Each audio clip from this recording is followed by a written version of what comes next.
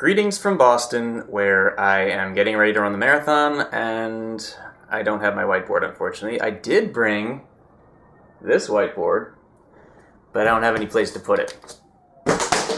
So I'll throw that away. Now, very interesting situation tonight. Let's start with the basics. We start with first and second, Sandy and Kristen. If Kristen doubles up, she'll have 26,400, so to cover her, Sandy needs to wager 11,000. If she gets it wrong with that wager, she'll have 4,400 remaining. Now we look at second and third, Kristen and Frederic. If Frederic doubles up, she'll have 12,400. Kristen already has above this total, so she could wager up to 800 to guarantee a win against Frederic. But notice that if we look at rule number 3, where Kristen wants to cover a zero wager by Sandy, she can't do that without risking falling below Frederic, so she's in a little pickle here. Looking at rule number 3, if Kristen wants to cover that zero wager by Sandy, she can wager 2,200. She can also cover an unsafe wager by wagering 4,400. And then against Frederic, she'll want to cap her wager at 7,000 so as not to fall below a zero wager by her. If Frederic thinks Kristen might go for something like 4,400, she'd be totally justified in wagering everything. So far, pretty straightforward, right? Alright, fasten your seatbelts because things are about to get wild. Let's start by looking at Frederic's rational wager. If she gets it right with that 1,800, she'll have 8,000. In response, Kristen should cap her larger range at 5,200 to stay above this total.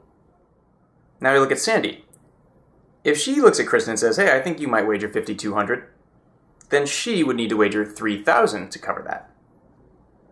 But look, if Sandy gets it wrong with that $3,000 wager, she'll have 12,400, which is exactly twice Frederic's total. So an extra dollar could hurt her big time here. So she would have to wager 3,000 exactly if she wants to cover this. And if Frederic is afraid of this possibility, then she should wager everything. So now we have a bizarre equilibrium. If we look at rule number 4, it tells us that if one player has to wager to tie, we should reconsider our wagers in that light. Going backward through the wagers, we see that everyone else needs to wager to tie. So here are the potential outcomes where we have ties. Sandy goes big and Frederic goes small, and they both get it wrong. Frederic goes small and gets it right. Kristen goes small and gets it wrong.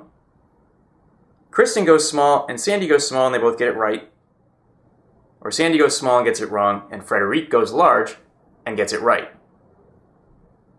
Kristen also has the possibility to wager everything. Of course, Sandy's probably not going to recognize this. Or she could just wager 0 to 800.